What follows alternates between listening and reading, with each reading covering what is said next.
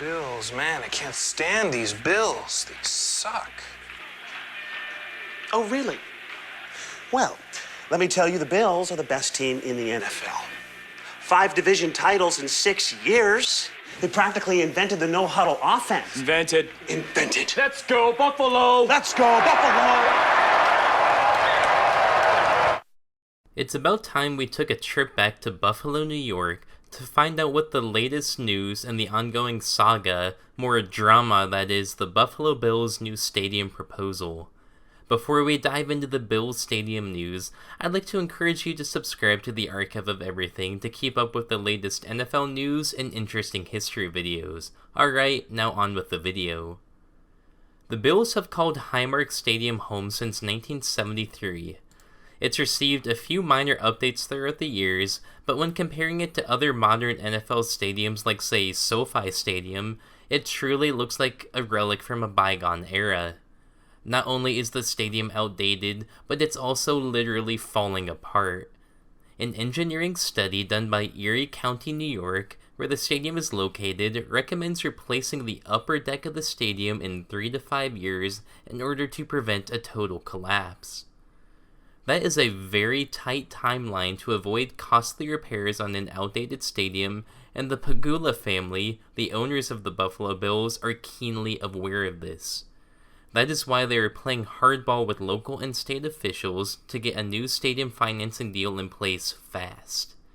The Pegulas appear to have won the fight for an exceptionally generous stadium financing deal. The new complex, which would be located across the street from the current Highmark Stadium, would cost around $1.35 billion, according to the latest estimates.